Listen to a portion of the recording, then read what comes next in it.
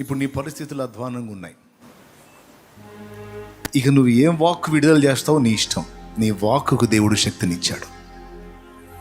తిరిగి జన్మించిన నీకు, క్రీస్తు రక్తంలో కడగబడిన నీకు దేవుడు మాటిచ్చాడు కదా వాక్కు. ఆ వాక్కుకు శక్తినిచ్చాడు ఆయన. నువ్వు ఏది విడుదల చేయాలనుకుంటున్నావు, ఇక నిర్ణయం నీదే, అదే జరిగిద్ది. నువ్వు ఓటమిని పలకాలనుకుంటున్నావా, లేకపోతే జయాన్ని పలకాలనుకుంటున్నావా? ఓకే, పరిస్థితులు ప్రతికూలంగా ఎదురైనా సరే నువ్వు మాత్రం ఓటమిని పలకొద్దు, జయమే పలుకు. నాకు ఎదురు దెబ్బ వచ్చిందంటే నా మేలుకే అని పలుకు. ఇది నాకు ఒకంత నష్టంలా కనపడుతుంది కానీ 1000 లాభంగా నాకు ఇది మారిద్ది అని పలుకు. నేనేదో లాస్ అవుతున్నట్టు కనపడుతున్నాను కానీ ఇది నాకు 1000 లాభంగా నా దేవుడు మార్చేస్తాడు. హల్లెలూయా, హల్లెలూయా అని పలుకు. ఈరోజు నేను కలతలో ఉన్నాను, కన్నీళ్లలో ఉన్నాను. ఇది నాకు ఆట్టే కాలం నిలవదు. దీని అంతటికి ప్రతిగా దేవుడు నాకు 1000 దీవెన ఇవ్వబోతున్నాడని పలుకు. అనేక మంది కలతలో కన్నీళ్లలో ఉన్న వారిని ఆదరించడానికి దేవుడు నన్ను ముందే సిద్ధపరుస్తున్నాడు. ఇది కంప్లీట్ అయిన తర్వాత నన్ను దీవించి అనేకులను ఆదరించడానికి నన్ను తయారు చేస్తాడు నా దేవుడు అని పలుకు. ఆ శుభకరమైన వాక్కు నీ నోట ఉండాలి. నీ పిల్లలు మొండివాళ్ళు, మొరాయిస్తున్నారు, అల్లరి వాళ్ళు, మాట వినని వాళ్ళు, భక్తిహీనులు అయితే ఏం పలుకుతావు? దరిద్రులారా, శాపగ్రస్తారా అనొద్దు. నా పిల్లలు ఇప్పుడు తెలిసి తెలియని స్థితిలో ఉన్నారు. ఒక సమయం వస్తుంది, నా పిల్లల్ని గొప్ప జ్ఞానవంతులుగా, భక్తిపరులుగా నా దేవుడు చేస్తాడు. నా దేవుడు చేస్తాడు. చూడండి, అన్ని జనులకు తెలిసి ఈ సంగతి, అన్ని జనులకు తెలిసి ఈ సంగతి. మంగళకరమైన మాటలు మాట్లాడాలంటుంటారు, గమనించండి. ఒకవేళ ఏదైనా పొరపాటు మాటలు మాట్లాడితే అమంగళం ప్రతిహతమవుగాక. అవునా? ఏదన్నా తేడా మాటలు మాట్లాడితే అబ్బా ఏంట్రా ఆ దరిద్రపు మాటలు ఏంటి, మంచి మాటలు రావా నీకు, శుభం పలుకురా, ఈ అశుభ వార్తలు ఏంట్రా, అశుభ వాక్కులు ఏంట్రా అంటారు అన్యులు. ఎందుకు తెలుసా? వాళ్ళు చెప్పే మాట ఏంటంటే తథాస్తు దేవత ఉన్నాడట, తథాస్తు అంటాడట. అంటే నువ్వు ఎలా పలికావో అలానే జరుగునుగాక అంటాడంట.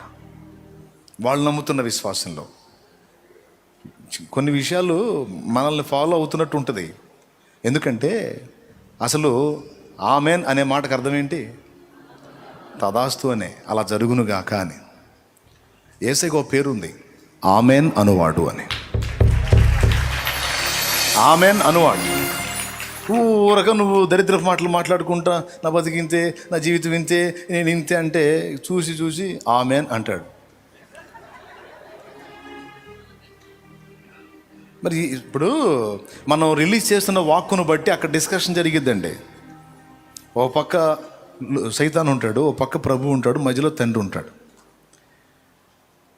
మనం ఇబ్బంది కొలిమిలో కాలుతూ ఉండి కూడా నిరీక్షణతో కూడిన మాటలు మనం ఆ వాక్కును విడుదల చేస్తున్నప్పుడు యేసయ్య కదులుతాడు. నా బిడ్డ అంత శోధించబడుతూ కూడా తండ్రి నీ అందలి విశ్వాసాన్ని విడిచిపెట్టలేదు. అదిగో నా బిడ్డ నోట ఉన్న వాక్కు చూసావా, విశ్వాసంతో నిరీక్షణతో కూడిన మాట నా బిడ్డ నోట ఉంది తండ్రి. దానికి చెందిన మాట అదిగో అతని నోట నుండి వస్తుంది. ఆ మాటను బట్టి నా బిడ్డను దీవించమని యేసయ్య కదులుతాడు. అట్లా కాకుండా చిన్న చిన్నవి రాగానే నా కర్మ, నా దరిద్రం, ఏం చేద్దాం, ఇటు అయిపోయింది అటు అయిపోయింది అని వాళ్ళని తిట్టి వీళ్ళని తిట్టి, వాళ్ళని శాపాలు పెట్టి వీళ్ళని శాపాలు పెట్టి, ఆ మాటలు మాట్లాడి ఈ మాటలు మాట్లాడుతూ ఉంటే వాడు కదులుతాడు. చూసావా తండ్రి, విశ్వాసేగా, చర్చికి వెళ్ళిదిగా, చర్చికి వెళ్తాడుగా, వాళ్ళ నోట విశ్వాసపు వాక్కు లేదు. అంటే వారు నీవు వారి జీవితాన్ని చక్కదిద్దుతావన్న నిరీక్షణతో కూడిన మాట వారు విడుదల చేయటం లేదు. అంటే వారు ఏమి నమ్ముతున్నారో అదే వారు రిలీజ్ చేస్తున్నారు. వారు అవిశ్వాసులై ఉన్నారు, వారు నిన్ను నమ్మకై ఉన్నారు. మరి ఎందాక నీవు వారిని ఎట్లని విడిచిపెడతావు? వారు నమ్మిన దాని చొప్పున వారికి జరిగించు అని డిమాండ్ చేస్తాడు. అప్పుడు ఏం చేయాలి? ఇక తండ్రి చూసి తదాస్తు అంటాడు, ఆమెన్ అంటాడు. ఎప్పుడు ఇక నువ్వు జావా, నేను జావా, వాడు జావా, ఈడు జావా అని అంటారు కదా, అయ్యిద్దా పని. అమ్మో ఇట్టయిద్ది అనుకోలేదు, అయ్యో అమ్మో ఎందుకన్నా, పనికి మేలిందేనా, ఎందుకన్నావు, నోరు ఉంది కదా అని మాట్లాడేస్తారు. చివరికి జరగడానికి జరిగితేనే కుయ్యోమరు మొత్తుకుంటారు. తిరిగి జన్మించినటువంటి పరిశుద్ధులందరికీ దేవుడిచ్చినటువంటి చెప్పమన్న ప్రేరణతో కూడిన మాట చెప్తున్నాను నేను. నీ మాటకి శక్తి ఇచ్చానని చెప్తున్నాడు దేవుడు. నీ మాటకి, నీ వాక్కుకి పవర్ ఇచ్చానని చెప్తున్నాడు దేవుడు. ఇక నువ్వేం పలుకుతావు నీ ఇష్టం అంటున్నాడు. నేను వాక్కును పలికి శూన్యంలో నుండి సృష్టిని తెచ్చిన వాడిని. పాడుగా ఉన్న దానిలో నుండి, కీడుగా ఉన్న దానిలో నుండి మంచిదిగా ఉండెను అన్నదాన్ని తెచ్చా. వెలుగు మంచిదైనట్టు దేవుడు చూచెను. అక్కడి నుంచి మంచిదైనట్టు ఫస్ట్ ఎట్లుంది? కీడుకరంగా ఉంది, శాపగ్రస్తంగా ఉంది, దుర్భరంగా ఉంది. దానిలో నుండి మంచిదిగా ఉండెను. మంచిది తీసుకొచ్చాడు. ఎలా తెచ్చాడు? వాక్కును పంపి. దేవునికి స్తోత్రం కలుగును గాక. ఒక ఆత్మీయ నాయకుడు సంఘం మీద ఇదే వాక్కు రిలీజ్ చేయాలి. ఒక ఆత్మీయ నాయకుడు తన ఆత్మీయ బిడ్డల మీద ఈ వాక్కునే రిలీజ్ చేయాలి. నీకు తెలీదు, నువ్వు పలికే మాట ఒక పూల మాలైబడిద్ది వాళ్ళ మెల్లో. అది చాలా సీరియస్, చాలా ప్రాముఖ్యతను సంతరించుకుంటుంది. నీ ఇంటి వారి మీద నువ్వు పలకాల దీవెన, సంఘం మీద పలకాల దీవెన, సమాజం మీద పలకాల దీవెన, రాష్ట్రం మీద పలకాల దీవెన, దేశం మీద పలకాల దీవెన. ఈ మాటలు మీరు దయచేసి మర్చిపోరు కదా. శాపగ్రస్తమైన మాటలు నోటికి రానివ్వరు కదా. వాక్కు విషయంలో కేర్ఫుల్గా ఉంటారు కదా. ఉంటారా? ఎలా ఉండాలి? కృంగిన వారిని ధైర్యపరిచే మాటలు, గుండె చెదరిన వారిని ఆదరించే మాటలు, బలహీనులను, ఇంకా కష్టపడే వారిని ప్రోత్సహించే మాటలు. కొంతమంది ప్రశంసించే విషయంలో పరమ పిసినారులుగా ఉంటారు, మెచ్చుకోరు. కొద్దిగా కష్టపడ్డారు అనుకో బిడ్డలో, ఫ్యామిలీ అయినా, భర్త అయినా, భార్య అయినా, తల్లి అయినా, తండ్రి అయినా, సంఘమైనా, సేవకుడైనా కాస్త ప్రశంసిస్తే ఏం పోయిందండి? కష్టపడ్డాన్ని చూసి కాస్త ప్రోత్సహించవచ్చు కదా. వీళ్ళ సొమ్ము ఏదో పోయినట్టు, సరే ఏదో భార్య మంచిగా ప్రవర్తించింది, ఏదో కూర చేసి చక్కగా ఉంది, బాగుందమ్మాయి అంటే సంతోషం అనడుగా. అంటే కొమ్ములు వస్తాయంట అనడం. చాలా చక్కగా ఉండే, చాలా బాగుందంటే ఇంకొక 2-3 కూరలు మంచిగా రెడీ అవుతాయి. ఏడిసినట్టుంది, నీ బొందలాగుందంటే ఈసారి ఇక నీ శార్థంలాగా చేసి పెట్టింది. ప్రశంసించాలి. కొంచెం మనం మంచిగా కనపడిన అవతల వాళ్ళలో దాన్ని బట్టి ప్రశంసించాలి. ప్రశంసను యేసునొద్దే నేర్చుకోవాలి. నీ కష్టమును, సహనమును, క్రియలను నేను ఎరుగుదును అని ఎఫెసులోనున్న సంఘపు దూతను ప్రశంసించి ఘనపరిచి మాట్లాడి చివరిలో లోపాన్నైతే జాగ్రత్త చేయటానికి మొదలుపెట్టాడు. కొంతమంది సంఘ నాయకురాండ్రు మంద మీద పెత్తనం చేస్తూ ఉంటారు, భయపెడతా మాట్లాడుతూ ఉంటారు. అథారిటీ అదో టైపు. పెత్తనాలు చేయటానికి మనం ఏలికలమా? వాళ్ళు ఏమన్నా బానిసలా? బిడ్డలు. ప్రశంసించి ప్రోత్సహించాలి. పెత్తనం చేయటానికి వాళ్ళేం బానిసలు కాదు. మీకు అప్పగింపబడిన మంద మీద మీరు ఏలికలైనట్టు ఉండక దాసులైనట్టుగా శ్రమపడి వారికి ఉపచారం చేయమని దేవుడు ఆజ్ఞ. కాబట్టి అందరికీ పనికొచ్చే మాట ఇది. సజీవమైన వ్యక్తుల్ని ఎండిపోయిన ఎముకల్లా మార్చుకున్న వాక్యే.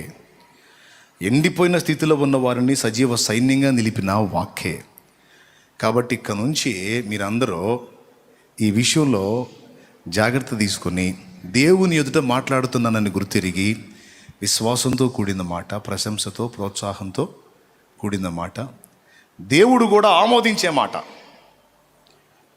చివరిగా చెప్తున్నాను, నేను చాలా క్లిష్టమైన పరిస్థితుల్లో, ఇల్లు గడవని స్థితిలో ఉన్నాం. బోల్డెన్ అప్పుల్లో ఉన్నాం. అప్పులు ఒక పక్క, ఆర్థిక సమస్యలు, తర్వాత అవమానాలు, తిరస్కారాలు, ఆదరించే వాళ్ళు లేరు, రకరకాలుగా నలుగుతున్నాం. అలాంటి కండిషన్లో యేసయ్యని తెలుసుకున్నాం. దేవునికి స్తోత్రం. ప్రభు దగ్గరికి వెళ్ళి వాక్యం చదవటం మొదలుపెట్టినాక, దేవునితో కలుసుకోవటం మొదలుపెట్టిన తర్వాత నా ఫ్యామిలీలో దేవుని దయను బట్టి ఆశీర్వచనాలు పలకటం మొదలుపెట్టాను. నేను నా తల్లితో, తండ్రితో, కుటుంబంతో చెప్పేవాడిని, జీవం గల దేవుణ్ణి మనం గుర్తిరిగాం, మనకి ఈ పరిస్థితులు ఇక భవిష్యత్తులో ఉండవు, దేవుడు తీసేస్తాడు. మనలాంటి స్థితిలో ఉన్న అనేకులను ఆదరించడానికి దేవుడు మనల్ని వాడుకుంటాడు అని మాట్లాడా. పదే పదే పదే అదే మాట మాట్లాడేవాడిని. వేదన ఎదురైనప్పుడల్లా, కుటుంబం కృంగిపోయినప్పుడల్లా ఈ మాట మాట్లాడేవాడిని. ఈ కన్నీళ్లు మనకు కలకాలం ఉండవు, ధైర్యం తెచ్చుకోండి, దేవుడు సమయం ఉంది, ఆ సమయంలో ఆయన కార్యం జరిగిస్తాడు. అప్పుడు నువ్వు ఈ కన్నీళ్ళని గుర్తు చేసుకొని కృతజ్ఞతాస్తుతులు చెల్లిస్తావు. అక్షరాల నెరవేర్చి చూపించాడు దేవుడు. ఓ సంవత్సరాల కాలం పట్ల చాలా తక్కువ కాలంలో నీ కార్యం నెరవేరింది. సేవా పరిచర్యలోకి వచ్చిన తర్వాత కూడా కొన్ని దుర్భరమైన అనుభవాలు ఎదుర్కొన్నాం. సేవా పరిచర్యలోకి వచ్చినా కూడా కొన్ని దుర్భరమైన అనుభవాలు ఎదుర్కొన్నాం. ఆర్థికపరమైన లేమిని ఎదుర్కొన్నాం. అప్పుడు కూడా ఇదే మాట, ఏం కృంగిపోవద్దు, ధైర్యం తెచ్చుకోండి, ఇబ్బంది పడకండి, ఒకరోజు దేవుడు తీసుకొస్తాడు, ఆ రోజు మనకి పట్టజాలనంత దీవెనిస్తాడు. ఈరోజు మనమే లేక ఇబ్బంది పడుతున్నాం, వందల వేల లక్షలాది మందికి మనం ఆహారం పెట్టడానికి దేవుడు శక్తినిస్తాడు. నమ్మండి, ధైర్యం తెచ్చుకోండి, కృంగిపోకండి, అవిశ్వాసపు మాటలు మాట్లాడకండి. నువ్వు దేవుణ్ణి నమ్ముతున్నావా? చెప్పండి. నేను నమ్ముతున్నానని మిమ్మల్ని అడుగుతున్నాను. నువ్వు నమ్ముతున్నావా? దేవుడు నిన్ను శాపానికి అప్పగిస్తాడా, ఆశీర్వాదానికి అప్పగిస్తాడా, నిందకు అప్పగిస్తాడా, ఘనతకు అప్పగిస్తాడా? నీకు అవసరం అనుకుంటే నిందకు అనుమతించినా దాన్ని ఘనతగా, దండగా ఆయన మారుస్తాడు. నిన్ను కీడుగా అప్పగిస్తాడా, లేకపోతే నీ కీడులను కూడా మేలుగా మారుస్తాడా? నువ్వేం నమ్ముతున్నావు? ఈరోజు నువ్వు నానా రకాల బాధల్లో ఉన్నావు, అవి నీకు పర్మనెంట్గా ఉంటాయా, లేకపోతే దేవుడు వాటిని మార్చేస్తాడా? రైట్, నమ్ముతున్నావా? రైట్. ఈరోజు బోల్డెన్ అప్పుల్లో కూరుకుపోయి ఉన్నావు పీకల దాకా, అందులోనే స్థిరపడిపోతావా, లేకపోతే దానిలోంచి దేవుడు నిన్ను విడిపిస్తున్నాడా? నమ్ముతున్నావా నిజంగా? అయితే అదే మాట విడుదల చేయి. ఆ వాక్కు దేవుని ఎదుట ఆమోదం పొంది ఆమేన్ అంటాడు. నీ శరీరంలో రోగాలు ఉన్నాయి, డాక్టరు ఒకటే వాక్ రిలీజ్ చేశాడు, ఇది తగ్గదు అని. ఇంటి పక్కోళ్ళు ఒకటే వాక్ రిలీజ్ చేస్తున్నారు, ఇది తగ్గదని. నువ్వు కూడా అదే మాట చెప్పుకుంటున్నావా? కొంతమంది నా దగ్గరకు వచ్చి చెబుతారు, ఇది తగ్గేది కాదులే అన్నయ్య అంటారు. నేను ప్రార్థన చేసే లాభం, సరే సావు నీ కర్మ అంటాను నేను. నేనేం చేసేది? నా దగ్గరకు వచ్చి చెబుతారు, ఏమని? డాక్టర్ చెప్పాడంట, అందరూ అదే అంటున్నారంట, ఇది తొందరగా తగ్గదంట. నా దగ్గరికి వచ్చి చెబుతా, నేనేం చేసేది? ఇంకా నీవేమి నమ్ముచున్నావో అదే జరుగును కాక. ప్రార్థన చేస్తా, ప్రభువా ఈ బిడ్డ నమ్మిక చొప్పున చేయమని. చేసినాక మళ్ళీ దగ్గర తగ్గిద్దా అంటే ఏం చెప్పాలి నేను? కాదు, లోకమంతా ఒకటి పలుకుతున్నా వాళ్ళకి ఎదురు పలుకు నువ్వు. అది నువ్వు ఆపోజిట్లో పలుకు, అంతే. నీకు వచ్చిన జబ్బు పెద్దది, అది తగ్గదు, అది అంతా, అది ఇంత అంటే అది ఎంతైనా మీకది అంత, కానీ నా యేసుకు అది ఎంత, ఆయనకి ఎంత, అది ఈరోజు మనకి పెద్ద మొత్తంలో పైసలు కావాలి, అమ్మో అన్నట్టుగా ఫేస్ పెట్టాం ఇందాక. మనకు అది పెద్ద మొత్తం. యేసయ్యకి ఎంత? ఒక చిటికేస్తే చాలు, అయిపోతుంది. అది నా విశ్వాసం, అది అంతే. ఆత్మీయ జీవితంలో బలహీన పడుతున్నావు, లెగుస్తున్నావు. ఇక అంతే ఫిక్స్ అయిపోతున్నావా, లేకపోతే లేదు నిలబడతానంటావా? చెప్పు, నిలబడతావా? నిలబెడతాడా? ఆ మాట చెప్పు గట్టిగా. ఒట్టి విశ్వాసలాగానే ఉంటావా? దేవుని పని చేస్తావా? నువ్వు చేస్తావా? చేయిస్తాడా? అది యేసు నామములో చేయిస్తాడు. సంఘ నాయకులు చెప్పండి, ఒక సంఘమేనా? అనేక సంఘాలు కట్టిస్తాడా? కొద్ది మందినైనా అనేక మంది ప్రజల్ని ప్రభావితం చేసే శక్తిని ఇస్తాడా? ఏం నమ్ముతున్నావు? పలుకు యేసునామములు అదే జరుగునుగాక. పలుకు యేసునామములు అదే జరుగునుగాక. దరిద్రతలో ఉన్నావు. ఈ దరిద్రత నీకు స్థిరమేనా? దాన్ని దీవెనగా నా దేవుడు మారుస్తాడా? దీవెన. నీ భౌతికమైన వాటి విషయంలోనైనా, ఆత్మ సంబంధమైన వాటి విషయంలోనైనా నేను చెప్పిన ఈ మాట దయచేసి మర్చిపోవద్దు. నేను చెప్పినట్టు అదే నువ్వు పలుకుతా ఉంటావు. నీవు పలికిన మాట చొప్పున నీవు నమ్మి హృదయం నిండిన దాన్ని బట్టి, అందరూ చెప్పండి, హృదయం నిండిన దాన్ని బట్టి. మరి దరిద్రపు మాటలు మాట్లాడుతున్నట్టు ఏమి నిండింది లోపల? అవిశ్వాసం. అదే విశ్వాసము నిండితే,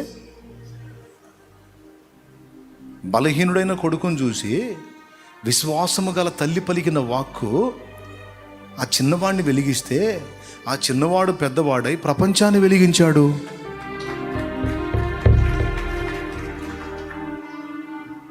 ఆలోచించి జాగ్రత్త చేసుకోండి. తేలిగ్గా తీసుకోవాలండి ఈ విషయాన్ని. ప్రభు కృప మనందరికీ దయచేయను గాక. అలా లేచి నిలబడదామా?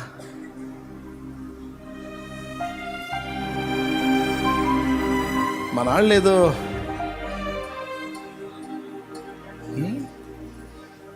అన్నట్టున్నారా?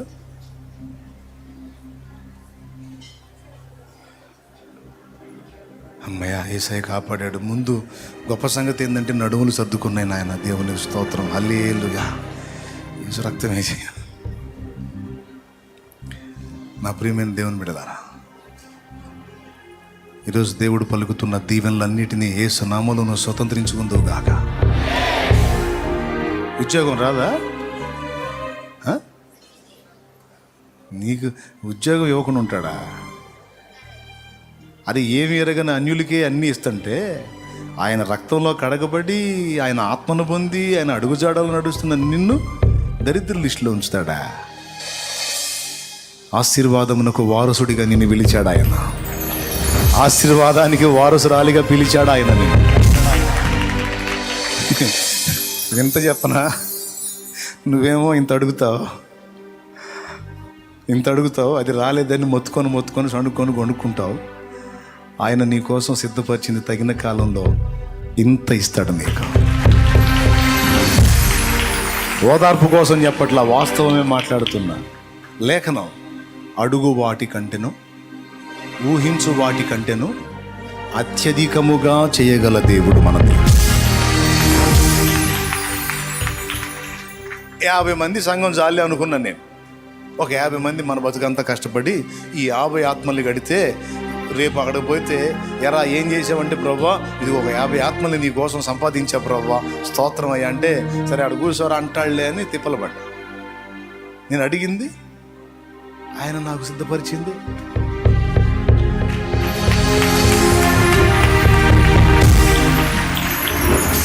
నేను అడిగింది అంతేగాని లోపల ఒక ఫీలింగ్ ఉంటుంది. ఎంత కావాలంటే, కొంతమంది పని చేసి అడుగుతుంటారు. అలా ఒక 1000 రూపాయలు ఇల్లన్నా సరిపోయింది. ఫస్ట్ చెప్పరు అసలు, ఎంత తమ్ముడు అంటే, వద్దన్నా ఒక 1000 రూపాయలు చాలే అన్న. లోపల వాళ్ళకి ఒక ఆశ ఉంటుంది. ఏంటి తెలుసా? నేను 1000 రూపాయలు చాలంటే 1000తో ఆగడన్నా, పెంచేయిస్తాడు. అటనే ఒక 50 ఆత్మలు చాలే ప్రభా, నా లోపల హృదయంలో ఒక విశ్వాసం ఉంటుంది. 50 అని నేను అడుగుతున్నాను. ఎన్ని జీవితాలు వెలిగించాలనుకుంటున్నాడో ఆయన.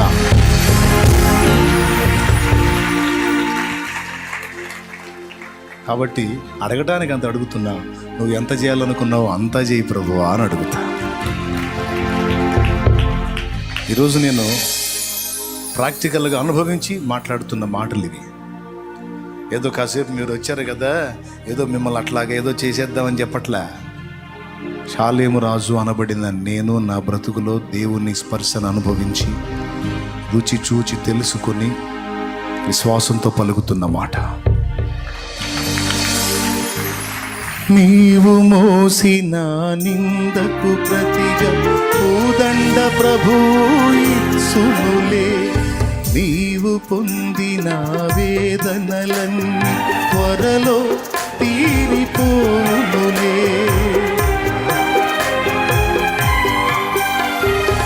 నీవు మోసిన నిందకు ప్రతిగా కోదండ ప్రభువు ఇచ్చునులే.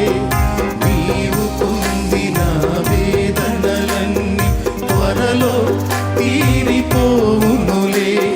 నీ స్థితి చూసి నవ్విన వారే సిగ్గుపడే దినమొచ్చేనులే. నీ స్థితి చూసి నవ్విన వారే సిగ్గుపడే దినమొచ్చేనులే. విడుదల సమీపించెను, నీకు వెలుగు ఉదయించును. విడుదల సమీపించెను, నీకు వెలుగు ఉదయించును. ఇల్లు కళ్ళల్లోన కన్నీళ్ళెంత కాలం, కష్టాల బాటలోని సాగదు పయనం. విడుదల సమీపించెను, నీకు వెలుగు ఉదయించును. విడుదల సమీపించెను, నీకు వెలుగు ఉదయించును. Praise the lord. నమ్ముతున్న వాళ్ళంతా గట్టిగా స్తోత్రం చెప్పండి. హల్లెలూయా. ఉంటాయా నీ కన్నీళ్ళు స్థిరంగా? ఇవ్వడా దేవుడు జవాబు? నువ్వు ఎన్ని విషయాల్లో నలుగుతున్నావు, అన్ని విషయాల్లో నా యేసయ్య నీకు సమాధానం ఇస్తాడు. నీ ఇంటి వస్తువులలో నీవు లెక్క చూచుకొనగా ఏదీ తక్కువ కాదు. ఆఖరికి నువ్వు లాస్ అయ్యాను అనుకుంటున్న నీ ఇంటి వారిని, నీ కుటుంబపు వారిని కూడా తన యొద్ద భద్రంగా ఉంచాడు. తగిన కాలం ముందు వారిని వెంటబెట్టుకొని వచ్చి నీకు చూపిస్తాడు. కన్ఫర్మ్. నువ్వు ఆయన సంబంధివి, ఆయన బిడ్డవి, ఆయన ముద్దుల కుమారుడివి, ముద్దుల కుమార్తెవి. నీకు తెలియదు ఒక రోజుకి ఎన్నిసార్లు నిన్ను ముద్దాడుకుంటాడో ఆయన. ఒక రోజుకి ఎన్ని మార్లు నిన్ను స్పర్శిస్తాడో ఆయన నీకు తెలియదు.